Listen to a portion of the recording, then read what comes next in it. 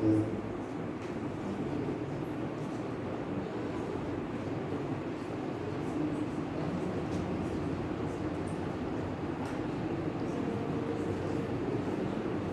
vamos, todos sean bienvenidos.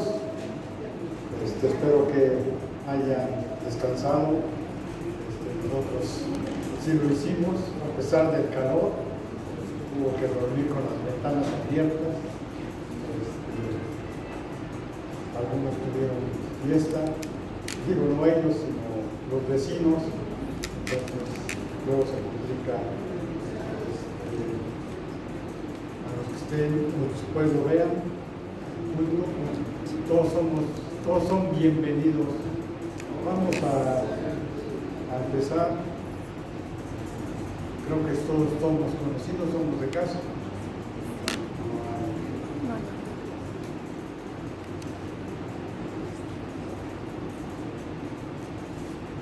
Podemos empezar, vamos a orar. Señor, queremos agradecerte la oportunidad que nos das de poder reunirnos, Señor, con libertad. Señor, sabemos que en la mayoría de nuestro país nuestros hermanos pueden hacerlo junto con nosotros. Hay ciertos lugares que nuestros hermanos son despojados de sus propiedades, son expulsados de la comunidad, Señor. Te pedimos que tú les animes, les cuides, les des fortaleza, Señor. Te pedimos esto humildemente, Señor, y te agradecemos el poder reunirnos con libertad.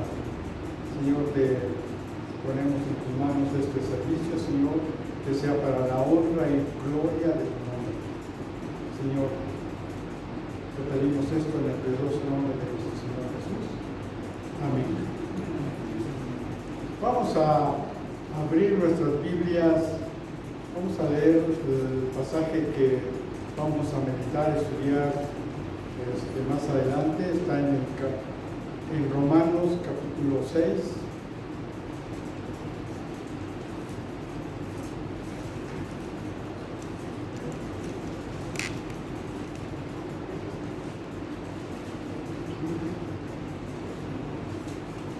Vamos a leer del versículo 12 al versículo 14.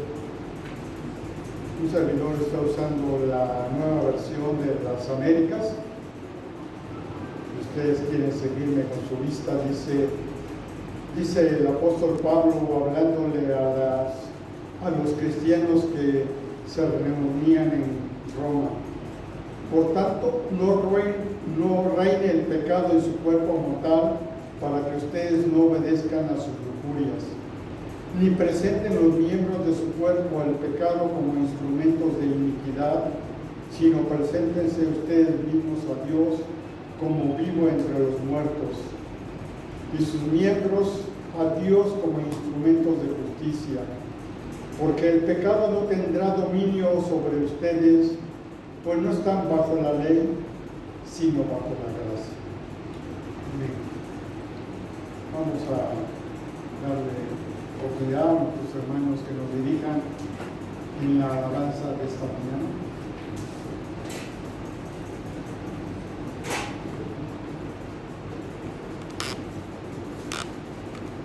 Vamos a estar aquí, hermanos.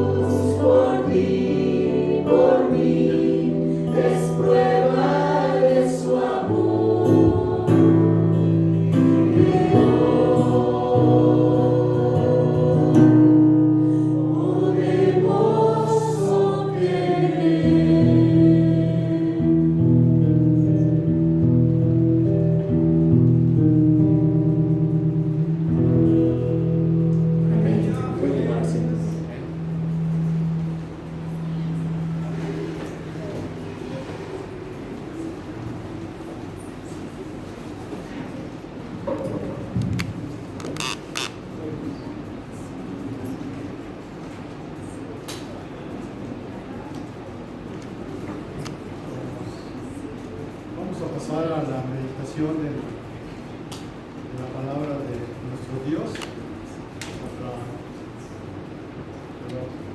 Voy a pedir a nuestro hermano Jonathan o Jonathan. Jonathan, ¿no se oye?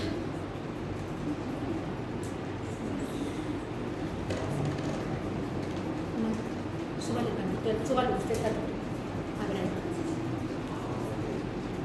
Bueno, vamos a pasar a la meditación de nuestra palabra, de la palabra de nuestro Dios. Le voy a dar el lugar a nuestro hermano Jonathan.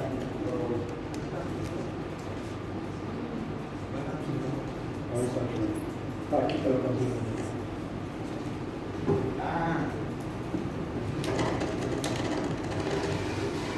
Ahí está.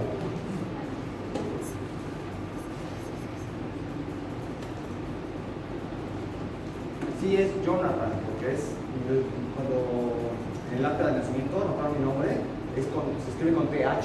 Porque era TH, entonces se pronuncia como en inglés. Hermanos, ¿me escuchan?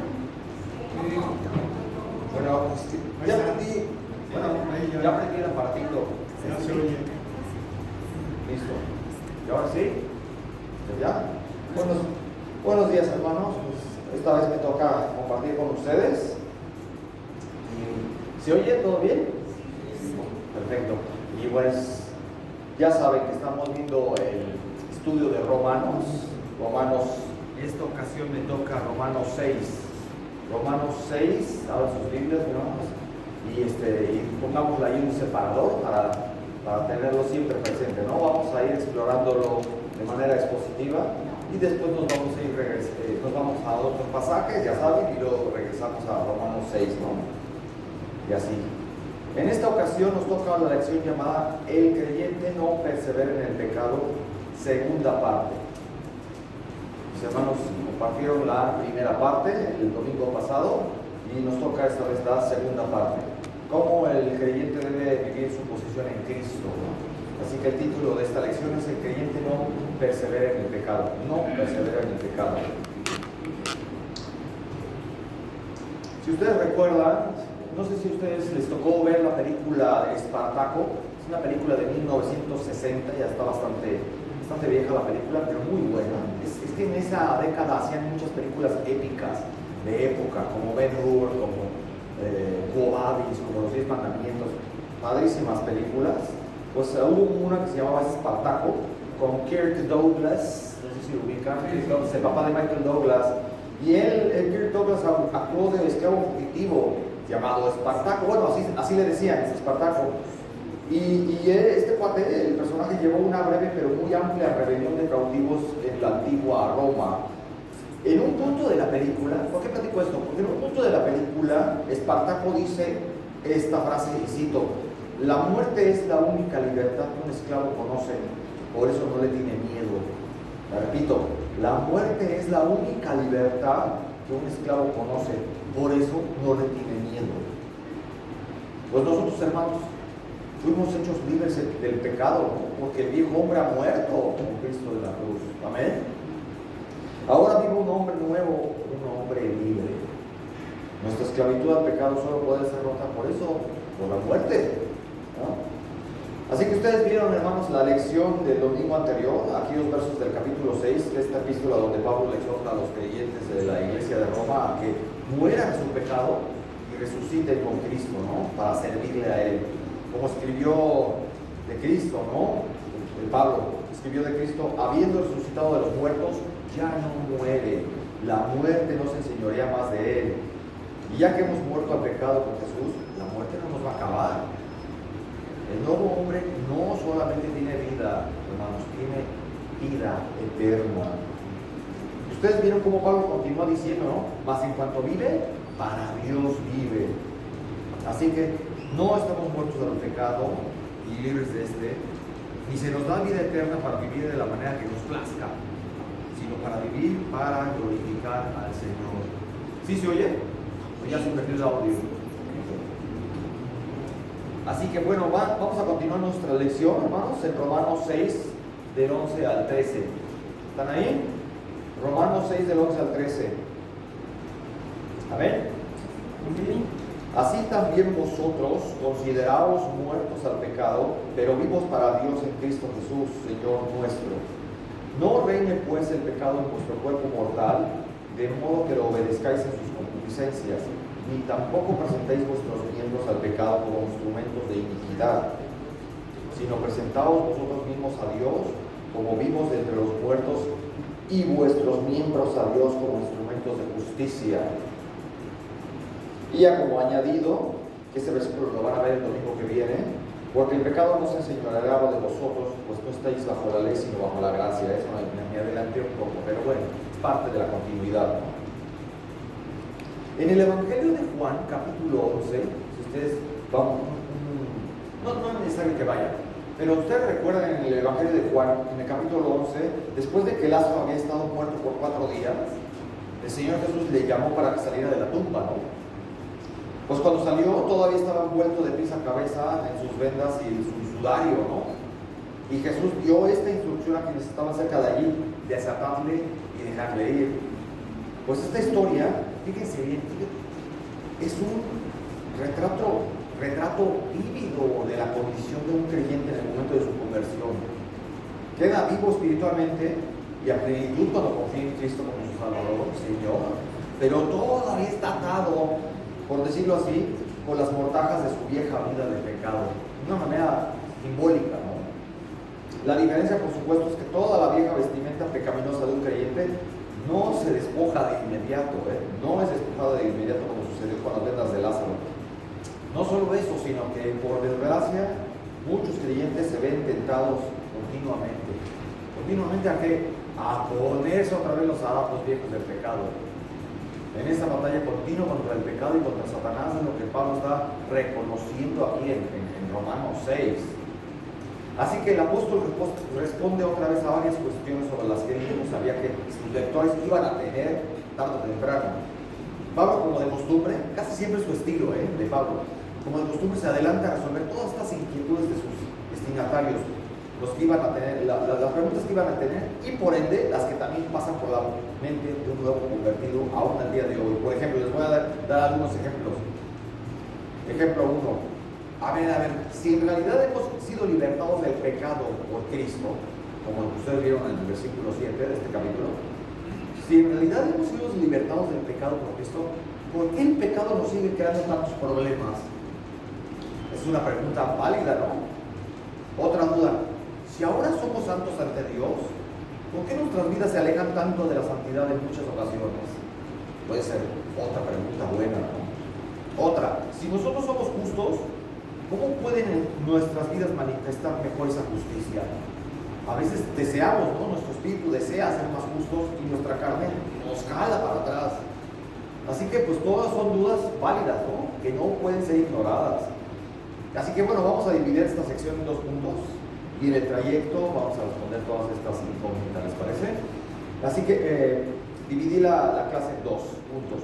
Aplicación práctica de nuestra muerte y resurrección con Cristo. Aplicación práctica de nuestra muerte y resurrección con Cristo. Y 2, cómo caminar en la libertad que el Señor nos ha dado. Estamos un poquito largos los títulos. Aplicación práctica y cómo caminar en la libertad que el Señor nos ha dado. Así que vamos al primer punto. Aplicación práctica del principio de nuestra muerte y resurrección con Cristo. Regresemos al versículo 11.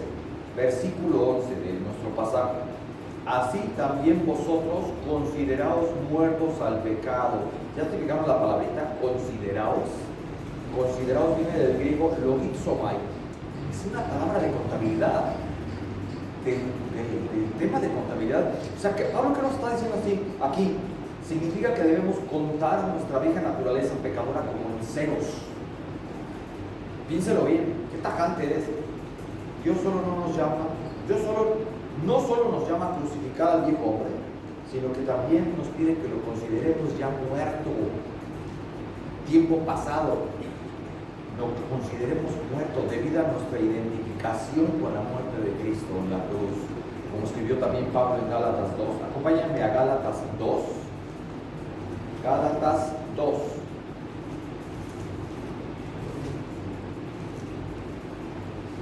Del 19 al 20, ¿qué dice? Gálatas 2,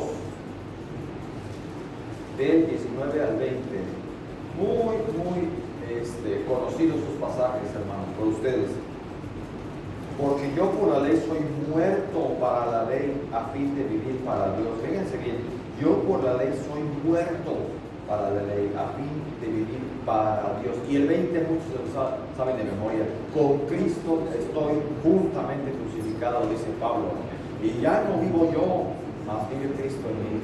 Y lo que ahora vivo en la carne, lo vivo en la fe del Hijo de Dios, el cual me amó y se entregó a sí mismo por mí. Bendito sea el Señor, ¿no? Seguimos con nuestro pasaje, hermano. Pero vivos para Dios en Cristo Jesús. ¿Ya vieron los paralelos, las similitudes de estos pasajes? Ahorita lo que acabamos de leer en Gálatas con este pasaje de Romanos. Pero vivos para Dios en Cristo Jesús. Vean cómo la muerte al pecado es solo una parte de la ecuación. El viejo hombre se fue, se ha ido, pero el nuevo hombre vive. como fue descrito en Romanos 6 del 4 al 5. Vamos al pasaje. Romanos 6.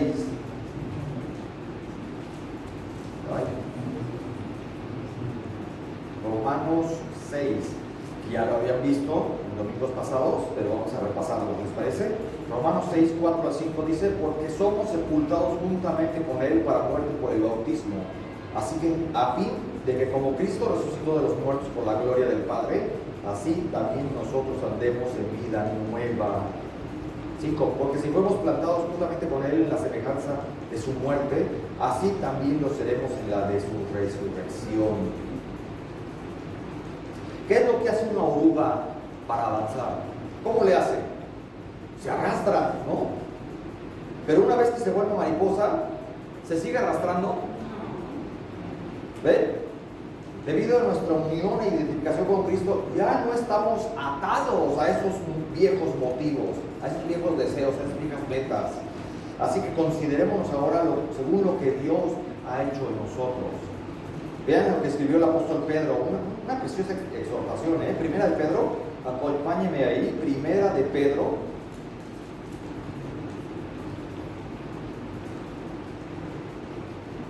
Primera de Pedro 4 del 10 al 11. Estoy gritando mucho, ¿no? ¿Está bien? Ok.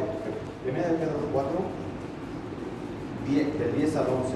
4 del 10 al 11. Cada uno según el don que ha recibido, desde el 9, hospedados los unos a los otros sin murmuraciones, ¿no? Exhorta Pedro a los creyentes. Y luego, ¿cómo? Cada uno según el don que ha recibido, ministrelo a otros como buenos administradores de la multiforme gracia de Dios. Si alguno habla, vean, hable conforme a las palabras de Dios. Y si alguno ministra, ministre conforme al poder que Dios da. Y ahí está el objetivo. ¿Para que qué? Para que todo sea Dios glorificado por Jesucristo. Este es el objetivo. Para que todo sea Dios glorificado por Jesucristo, a quien pertenecen la gloria y el imperio por los siglos de los siglos. Amén. Amén, ¿verdad? Que no puedes hacer nada de esto. Pues cualquiera dirá: ay, no puedo hacer esto. Tenemos un nuevo comienzo, hermanos. El Espíritu Santo nos ayuda a transformarnos cada día en lo que Cristo ha declarado que somos. Con el Espíritu Santo, de veras, la diferencia es abismal. Sin Él no podríamos hacer nada de lo que está aquí escrito en su palabra. No podríamos obedecer, ni tendríamos las ganas de hacerlo, ni la iniciativa, ni ningún interés. El Espíritu nos ayuda a eso. Así que no podemos decir: no puedo obedecer. El Espíritu nos ayuda muchísimo.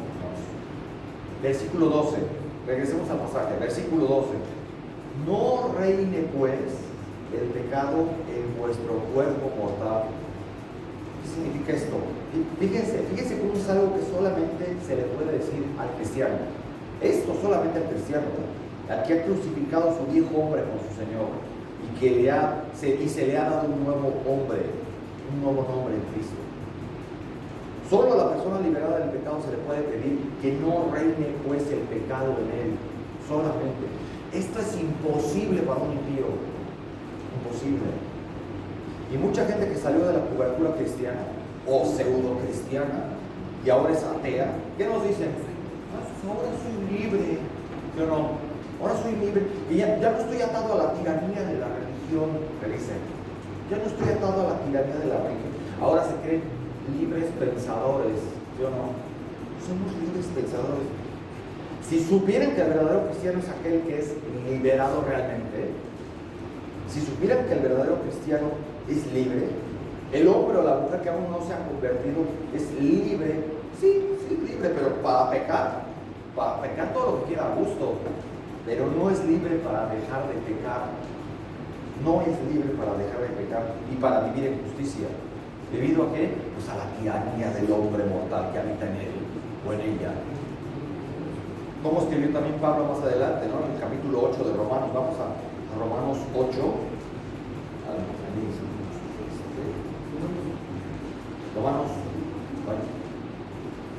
Romanos 8, versos 4 al 16. Acompáñenme. Romanos 8. Del 4 hasta el 16, está bastante extenso, pero está precioso el pasaje. Y Y más adelante, como mis hermanos vayan predicando, van a tocar eso ya más a fondo y de manera más profunda. Pero bueno, vamos a adelantarnos un poco. Capítulo 8 de Romanos 4 al 16, que dice: para que la justicia de la ley se cumpliese en nosotros, que no andamos conforme a la carne, sino conforme al Espíritu. Acuérdense que Pablo se lo está escribiendo a los creyentes, en esta ocasión de la iglesia de Roma. Porque los que son de la carne piensan en qué? Cosas de la carne. Pero los que son del Espíritu, ¿qué? ¿En qué? En las cosas del Espíritu. Porque el ocuparse de la carne es ¿qué? Muerte. Tan simple. Pero el ocuparse del Espíritu es vida y paz. Por cuanto los designios de la carne son enemistad contra Dios. Está, por eso el hombre sin el Espíritu no puede hacer nada de esto. Son enemistad contra Dios porque no se sujetan a la ley de Dios, ni tampoco pueden, aunque quieran. Para empezar, ni quieren, nunca le interesa. Y los que viven según de la carne no pueden agradar a Dios. Más vosotros, ahí se Pablo una distinción para los creyentes a los que les destina esta carta. Más vosotros no vivís según la carne, sino según el Espíritu. Si es que el Espíritu de Dios mora en vosotros, ahí porque los confronta, ¿no? A ver, ¿de veras mora en ti? Y si alguno no tiene el Espíritu de Cristo, no es de él. Tan simple. Pero si Cristo está en vosotros, el cuerpo en verdad está muerto a causa del pecado, mas el Espíritu vive a causa de la justicia. Y si el Espíritu de aquel que levantó de los muertos a Jesús mora en vosotros, el que levantó de los muertos a Cristo Jesús vivificará también vuestros cuerpos mortales por su Espíritu que mora en vosotros. Así que, hermanos, deudores somos, no a la carne, para que vivamos conforme a la carne. Porque si vivís conforme a la carne, ¿qué va a pasar? Moriréis. Mas si por el Espíritu hacéis morir las obras de la carne, viviréis. Ahí está, ¿cómo hacer morir las obras de la carne? Por el Espíritu Santo, viviréis. 14. Porque todos los que son guiados por el Espíritu de Dios, estos son hijos de Dios. Ahí se ve la distinción, hermanos. Ahí se ve la distinción. En Cristo somos hechos libres verdaderamente y se nos ofrece la oportunidad de obedecer, no como imposición, como los ateos creen. Los ateos creen que la onda religiosa es imposición y ritos, ceremonias. No. En nuestro caso es como una inclinación natural del viejo hombre, un anhelo por agradar a Dios y darle honor, ¿no es cierto? Sin embargo, por desgracia, muchos cristianos pareciera que nunca experimentan esa libertad debido a la incredulidad, la autosuficiencia o la ignorancia o orgullo. Muchos cristianos pareciera que nunca viven en la libertad que Jesús pagó por ellos. Se supone que el viejo hombre está muerto y hay nueva vida, ¿no? Se supone. Así que no debería haber duda ni esas luchas tan horribles, tan fuertes, ¿no? Así que hay que examinar a nosotros mismos, ¿no? No sé si ustedes han oído hablar de Dwight Moody, de Ellen Moody. Este hermano ya partió a la presencia del Señor hace bastantes años. Y hace casi un siglo, Moody llegó a hablar de una ilustración que le tocó a él vivir con una señora. Llegó a hablar de una señora africana, de origen africano, ya en su avanzada edad. Platico esta ilustración. Esta señora vivía ahora en el sur de los Estados Unidos, seguramente ya partió con el Señor, la señora también. Y esta señora vivía en el sur de los Estados Unidos después de la guerra civil. A esta mujer le tocó ser antigua esclava durante aquel periodo donde traían gente de África para jornaleros, ¿no? O para los trabajos duros, o para recopilar algodón, o qué sé yo, para muchos labores pesadas, ¿no? Poco antes de que el mismo Abraham Lincoln aboliera toda aquella situación, la esclavitud de los inmigrantes negros. Pues esta señora se convirtió a Cristo, gloria a Dios por ello, ¿no? Pero pobrecita, estaba confundida de su estado y se hacía estas preguntas. A ver, ¿ahora soy libre o no lo soy? Confundía lo espiritual con lo físico, ¿no? Decía la señora, ¿ahora soy libre o no lo soy? Cuando voy con mi antiguo amo, él dice que no soy libre, pobrecita, como la confundía, ¿no? Él dice que no soy libre, y cuando voy con mi propia gente, la comunidad afro, me dicen que sí lo soy, y no sé si soy libre o no. Pobre. Algunas personas me dijeron que Lincoln firmó una proclamación para eliminar todo eso, pero mi amo me dice que no lo hizo, que él no tenía ningún derecho a hacerlo. Oye, me parece que los querían tener ahí constantemente, ¿no? El trabajo pesado. Pobrecita señora, qué confusión le daban, ¿no?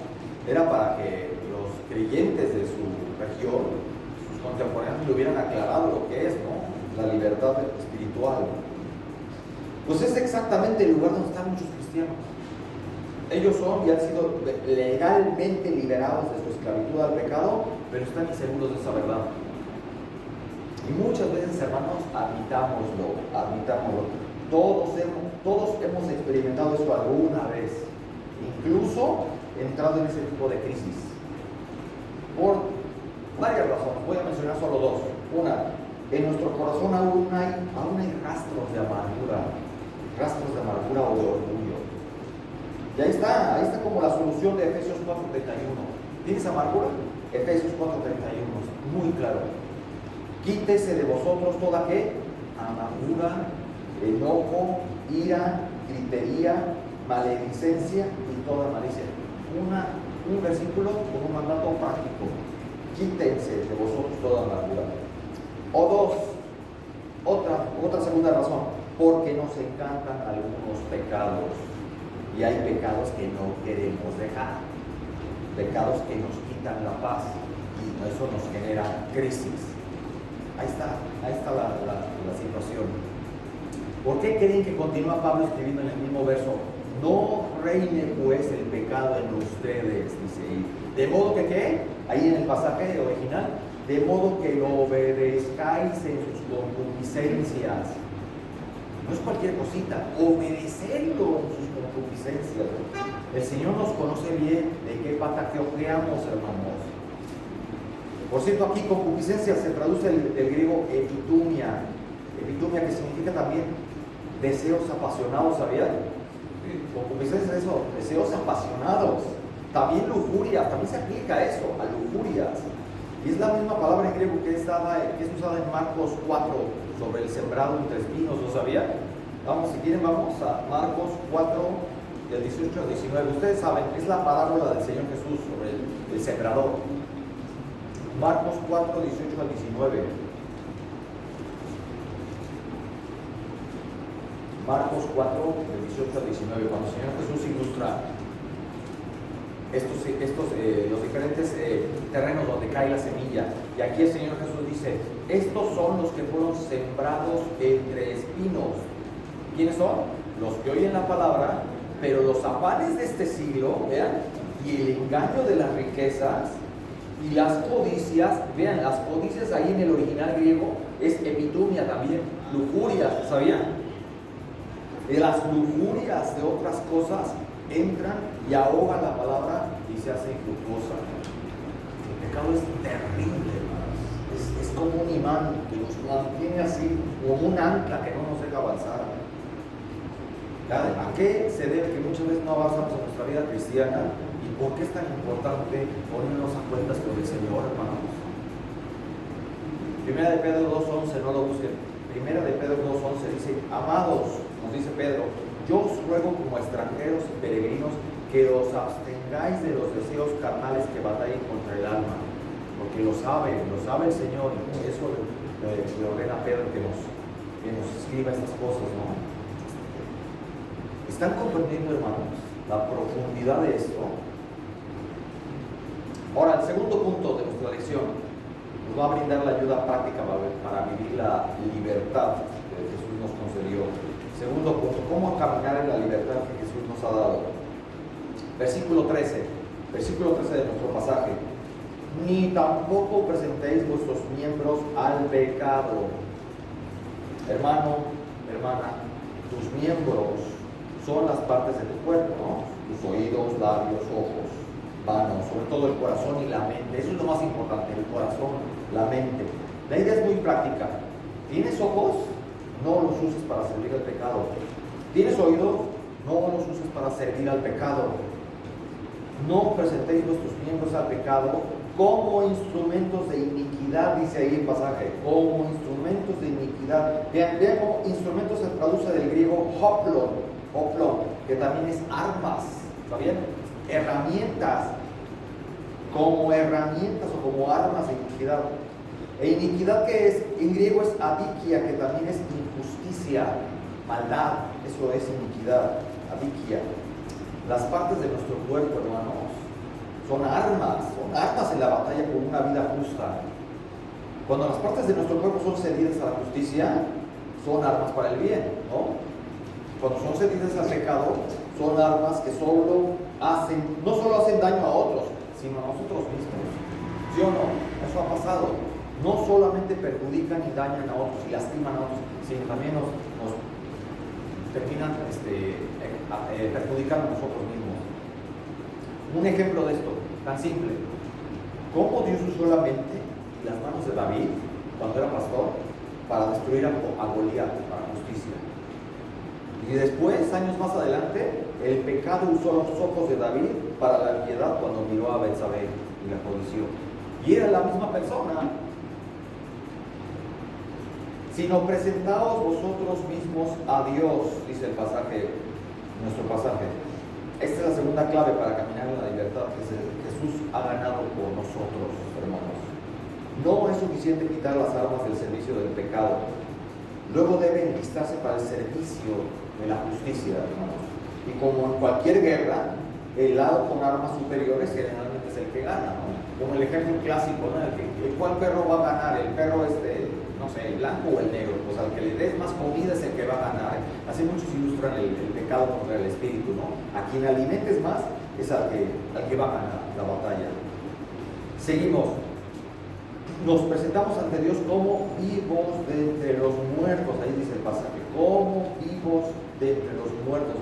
¿Esto qué indica? Indica que toda conexión con la vida previa, con el viejo hombre, con la vieja mujer, todo eso debe ser eliminado en ceros, contabilidad, en cero. Esa vida está muerta. Y esto, hermanos, todo esto de este pasaje no es una sugerencia, es un mandato del Señor. Es un mandato, hermano. Le debemos todo a aquel que nos ha dado una nueva vida, que nos ha rescatado, que nos ha dado la salvación, que tenemos que siempre valorarlo y darle gracias al Señor.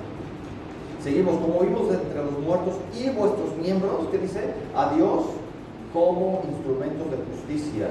Instrumentos, ya ven que instrumentos es oplo, que es armas o herramientas. Aquí se podría traducir así: vuestros miembros a Dios como armas de justicia. Y a la luz de estos cambios extraordinarios, es absolutamente incompatible que una nueva creación en Cristo se sienta a gusto con un pecado habitual, constantemente, con un estilo de vida, pues, perverso. Un estado de pecado solo puede ser temporal para el cristiano. Pecas y no te sientes bien, no te sientes a gusto, no tienes paz.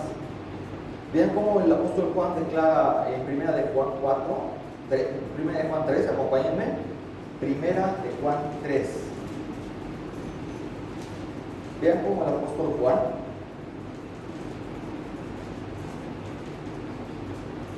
declara la misma idea, pero de otra manera, a su propio estilo, el apóstol Juan. 1 de Juan 3, del 4 al 10.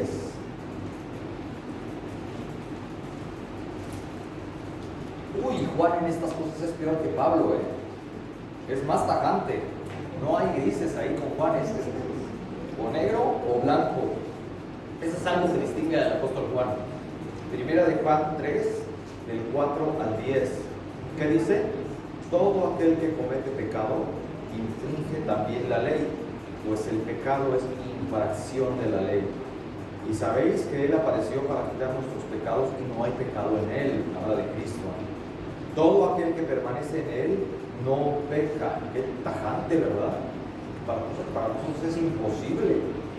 Todo aquel que permanece en Él no peca. Y todo aquel que peca no le ha visto ni le ha conocido. Qué fuerte está. Hijitos, ay, pero ahí viene el colchoncito, ¿no? De consuelo. Hijitos, tiernitos, criaturitas, nadie os engañe. El que hace justicia es justo como Él es justo. ¿Y qué? ¿Qué sigue? Muy famosa esa frase: el que practica el pecado es del diablo, porque el diablo peca desde el principio. Para esto apareció el Hijo de Dios, para deshacer las obras del diablo. Todo aquel que es nacido de Dios no practica el pecado, porque la simiente de Dios que permanece en él, o sea, la semilla del Señor, que habla del Espíritu Santo, la simiente de Dios permanece en él y no puede pecar porque es nacido de Dios. Ahí está la diferencia de Juan. En esto se manifiestan los hijos de Dios y los hijos del diablo. Todo aquel que no hace justicia y que no ama a su hermano no es de Dios. Y son dos mandatos tan simples: hacer justicia y amar a su hermano. Porque este es el mensaje que habéis oído desde el principio, que nos amemos unos a otros, ¿no? Como el Señor mismo lo dijo. No como Caín, ahí a manera de ilustración dice Juan, no como Caín, que era del maligno y mató a su hermano. ¿Y por qué causa le mató? Porque sus obras eran malas y las de su hermano justas. Hermanos míos, no os extrañéis si el mundo os aborrece, o sea, si hace lo correcto. Nosotros sabemos que hemos pasado de muerte a vida, en que amamos a los hermanos. Sabemos que hemos pasado de muerte a vida, en que amamos a los hermanos. ¿De qué está llena la gente del mundo allá afuera? Está llena de odio, está llena de resentimiento.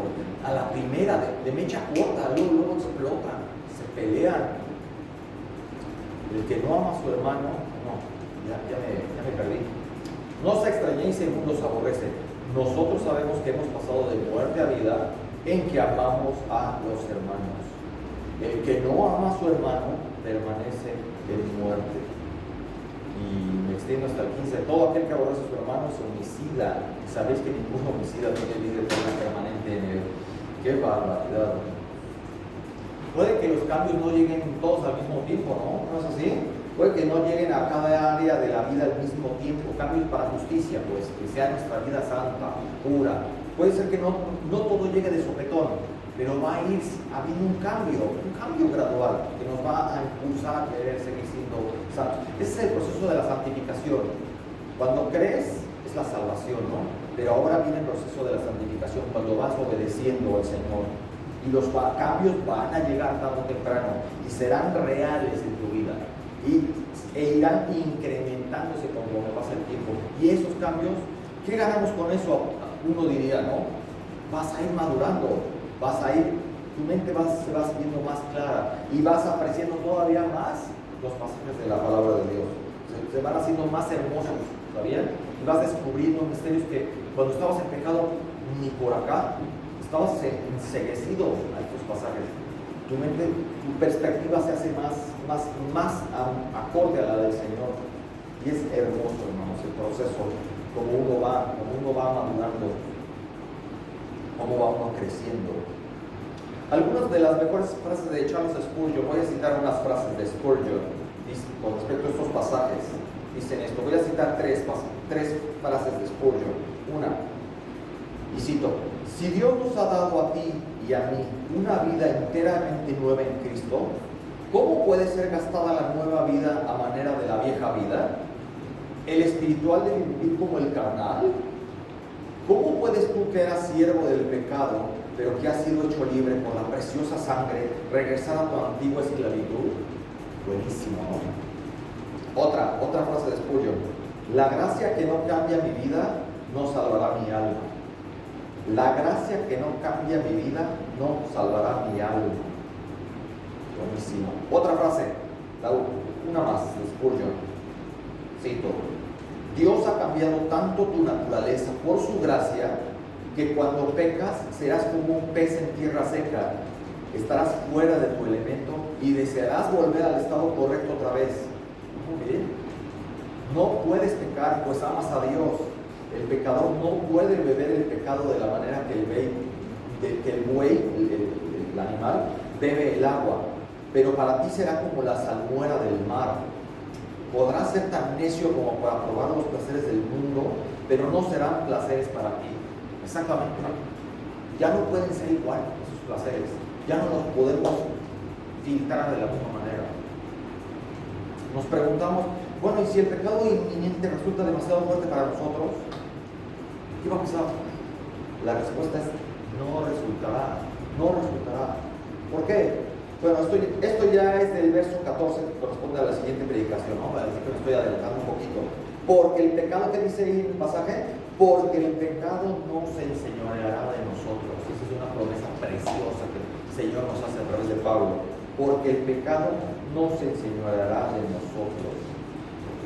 Como estas palabras nos dan un empujoncito, ¿no? Un empujoncito maravilloso. Y me voy a tomar la libertad de listar 3 puntos de este punto.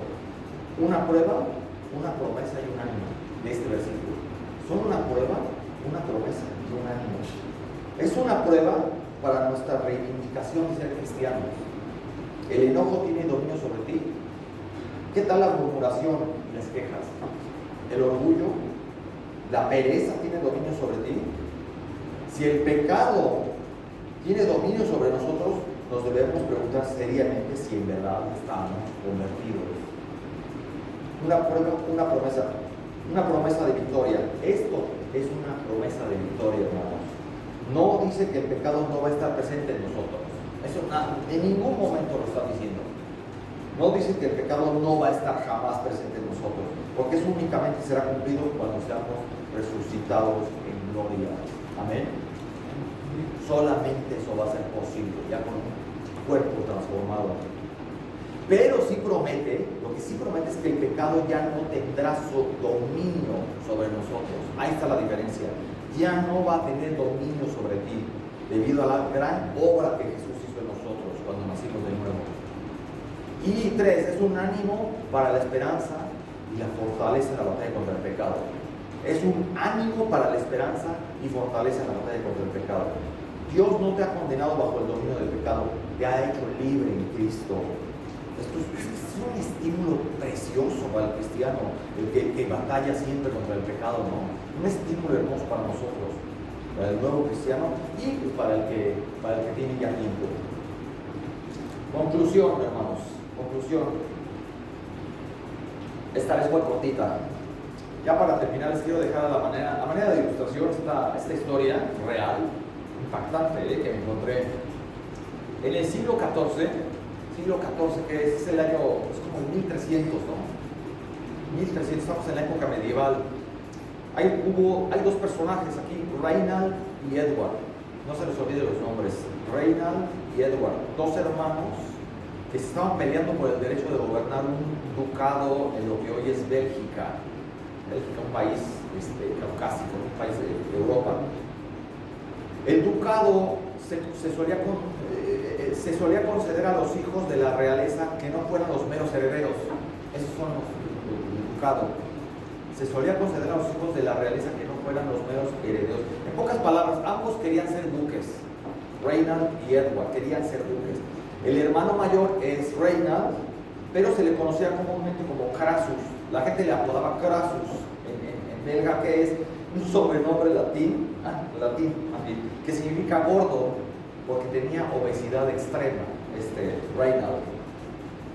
Después de una odiosa batalla, el hermano menor de Reinald, que es Edward, dirigió una revuelta exitosa contra él y pues le ganó. Asumió el título de duque sobre sus tierras. Pero en lugar de matar a Reinald, que podía hacerlo, en lugar de matar a su hermano, Edward dio un curioso encarcelamiento para él. Dentro del mismo castillo, él construyó un cuarto para Crassus, que así le apodaban a Reinald. Él construyó un cuarto para Crassus, un cuarto grande, pero un cuarto con solamente una puerta, y la puerta no estaba cerrada con llave, ni las ventanas tenían barras de acero. Y Edward le prometió a Reinald que podía recuperar su tierra y su título en cualquier momento que él quisiera. Todo lo que tenía que hacer era salir del cuarto que lo tenía custodiado, ¿no? Pues el obstáculo de su libertad no estaba en la puerta, en las ventanas, hermanos, sino en el mismo Reinald. Al tener sobrepeso, este cuate no podía caber por la puerta, aún cuando esta era de tamaño normal. Imagínense cómo debe haber estado entonces. La puerta era normal y la ventana era normal y sí podía salirse. Todo lo que Reinald necesitaba hacer era bajar de peso y luego caminar hacia la libertad con todo lo que tenía antes de su derrota. Sin embargo, su hermano menor siguió mandándole una variedad de comidas deliciosas. Y el deseo de reina, de ser libre, nunca le ganó a su deseo de comer. Algunos acusarían a Edward de ser cruel con su hermano mayor, ¿no? Pero él simplemente contestó: pues mi hermano es prisionero, él puede irse cuando lo desee. Pero Reynolds se quedó en ese cuarto por 10 años. Por 10 años más, hasta que Edward finalmente murió en batalla. ¿Cómo esto ilustra con precisión, no? Es la experiencia de muchos cristianos. El Señor Jesús nos da por siempre libertad, el Señor les da por siempre libertad, y ellos pueden caminar en esa libertad del pecado en cualquier momento que deseen, pero como siguen cediendo a sus apetitos carnales al servicio del pecado, viven una vida de derrota, una vida de desánimo y de encarcelamiento en sentido espiritual. Una persona puede ser liberada oficialmente, pero aún está encarcelada. Si una persona vive en prisión por años y luego es liberada, por lo regular sigue pensando y actuando como un prisionero muchas veces. Los hábitos de libertad que aún no están arraigados en su vida. Y aquí en nuestro pasaje Pablo muestra cómo construir los hábitos de libertad en la vida cristiana, hermanos. Es cosa que obedezcamos. Hermanos, los animo a no dar lugar al enemigo, a dejar de seguir actuando como la oruga, sino actuar como la nueva criatura que es la mariposa. Amén. Inclinamos nuestro rostro, hermanos. Gracias, Señor, bendito por tu palabra, porque nos animas, nos exhortas, nos confrontas, pero al mismo tiempo nos das esas palmadas de ánimo que necesitamos, Señor. Solamente en obediencia podemos ser liberados de todas estas cadenas que nos mantienen, Señor, cadenas que es la ansiedad, el estrés, ese sentimiento de derrota, ese sentimiento de que no se puede, la amargura, el resentimiento, todas esas cosas de las que el hombre es prisionero sin Cristo, y tú nos has libertado de todas ellas, Señor, y bendito seas, gracias porque gozamos de vida nueva en Cristo. Lo único que nos queda es obedecer, Señor, vencer esas tentaciones y desear darte gloria. Eso es la meta principal, siempre, darte gloria, Señor, porque obedecerte es glorificarte, Señor. Gracias por mis hermanos que están aquí, acompañándome en este día. Bendícelos a todos, Señor, y gracias por la cena que va a proceder a continuación, Señor. Que nuestras mentes queden limpias, despojadas, Señor, con claridad para poder valorar lo que es la preciosa cena, Señor. Y bendito sea, Señor, por tu palabra, en nombre de Cristo Jesús. Amén. Gracias, hermanos. Procedemos a la cena, dice yo. Bendito sea su palabra. Amén.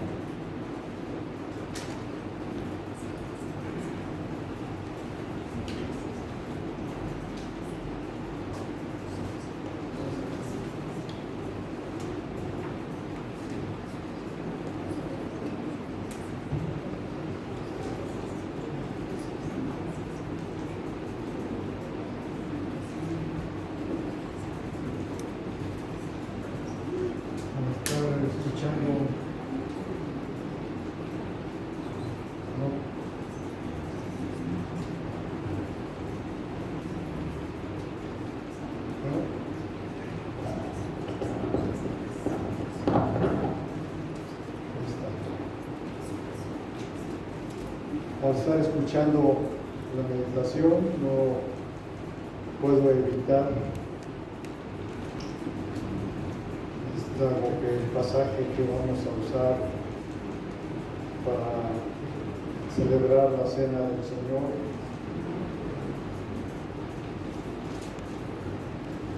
Está en Corintios 1, un par de capítulos anterior, en 1 Corintios capítulo 10, versículos 13, un poco Pablo habla a los corintios y les dice, del versículo 11, dice: estas cosas le sucedieron como ejemplo y fueron escritas como enseñanza para nosotros, para quienes ha llegado el fin de los siglos.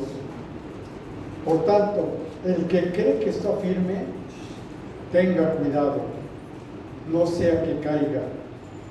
Y dice Pablo, nos advierte Pablo, no les ha sobrevenido ninguna tentación que no sea común a los hombres.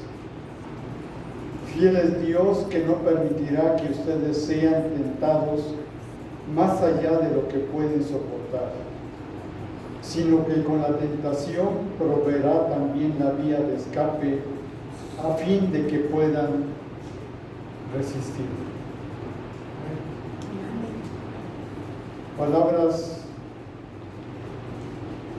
fuertes del apóstol Pablo, al menos para mí. Porque me está diciendo, no me vengas, que mira que lo que me pasó, a nadie más le ha pasado. Soy único. Me está pasando esta cosa solamente a mí. Lo que está diciendo Pablo es, todas las pruebas, las tentaciones son comunes a todos los hombres. No eres especial. Y todavía más adelantito cuando dice, no os ha sobrevenido ninguna tentación que no sea común a los hombres. Fiel es Dios que no permitirá que ustedes sean tentados más allá de lo que pueden soportar, sino que con la tentación proveerá también la vía de escape. Ahora, mi paráfrasis de fiel es Dios que no permitirá que ustedes sean tentados, para mí es lo que te está sufriendo, lo que estás padeciendo, la tentación que estás atravesando. Lo que Pablo está diciendo es, Dios la ha sopesado, la ha quietado, la ha contado, la ha pesado y nos está diciendo, lo que estás viviendo puedes superarlo.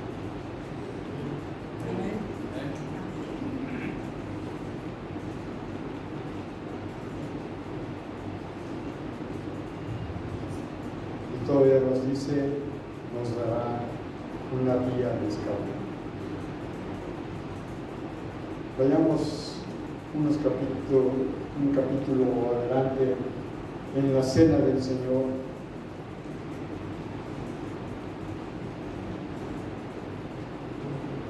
Vamos a leer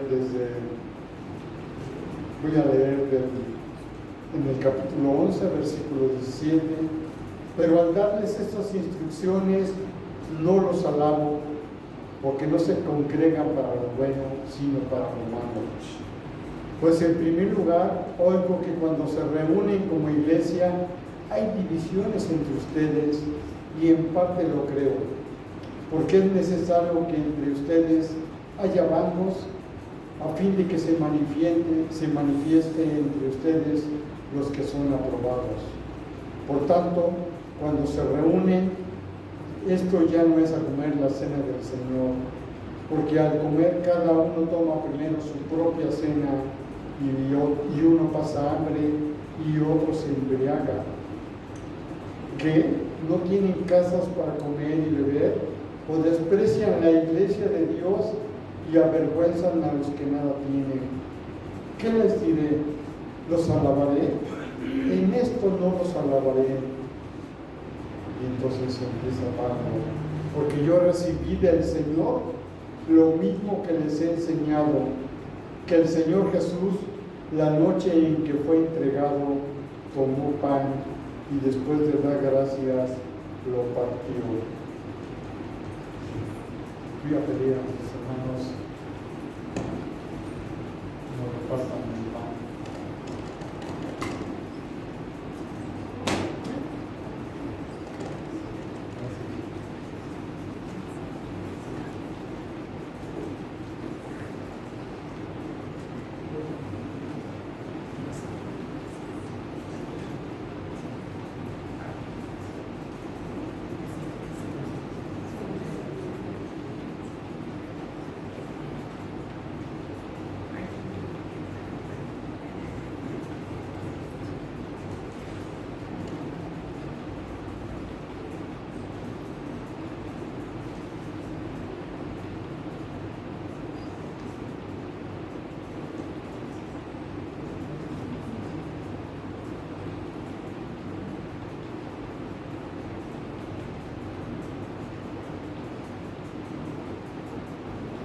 ¿Todos tenemos?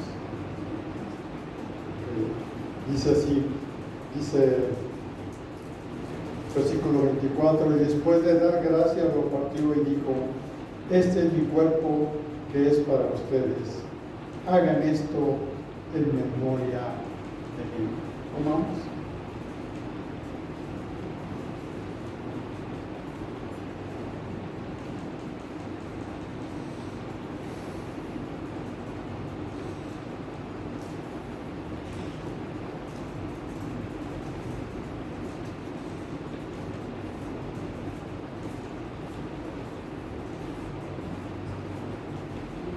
Señor, te damos gracias por ese sacrificio que hiciste en la cruz del Calvario.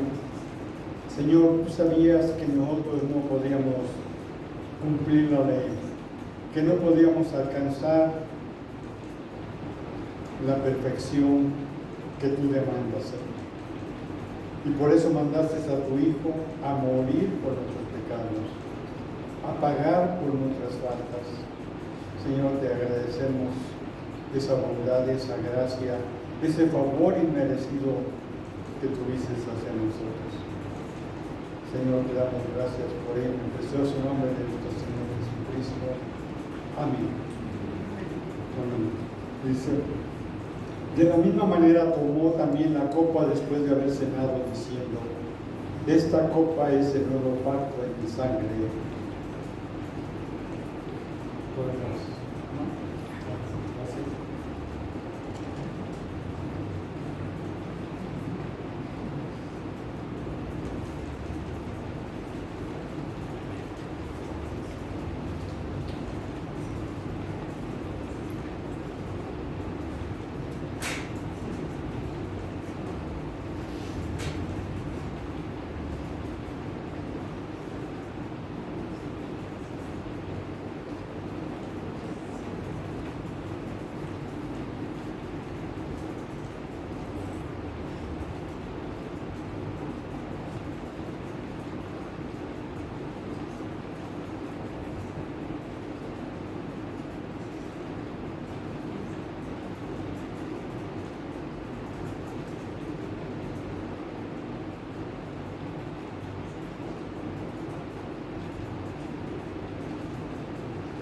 ¿Todos tenemos? Sí. Dice el versículo 25, de la misma manera tomó también la copa después de haber cenado, diciendo, esta copa es el nuevo pacto en mi sangre. Hagan esto cuantas veces la beban en memoria de mí.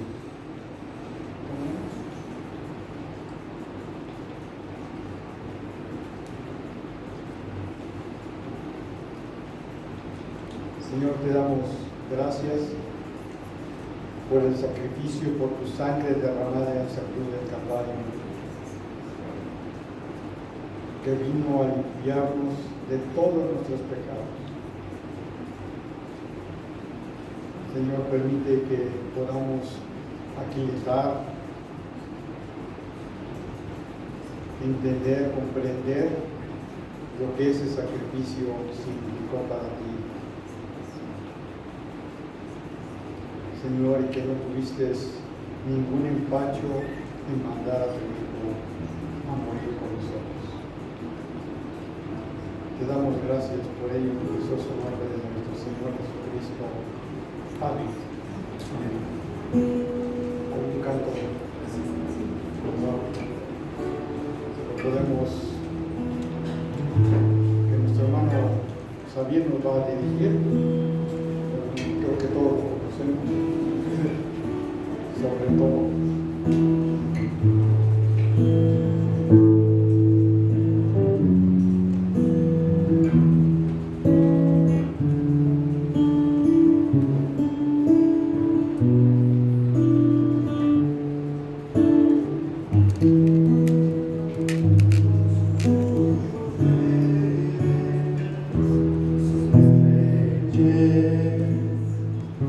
Sobre la tierra lo creado y todo ser, sobre los sabios de la humanidad,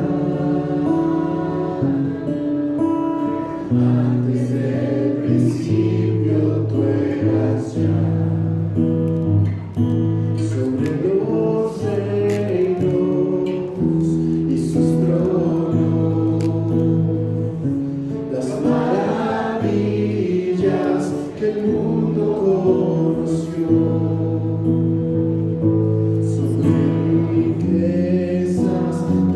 poros del fulgor. Nadie medirá tu gran valor. A la cruz fuiste mi lugar y así por mí moriste en soledad como flor pisoteada sin piedad. Caíste así pensando en mí por amor. A la cruz. A la cruz fuiste mi lugar y así por mí moriste en soledad como flor pisoteada sin piedad. Caíste así pensando en mí por amor.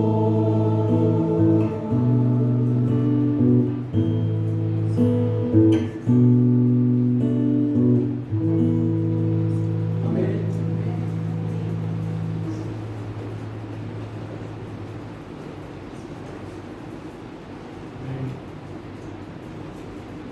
Amén.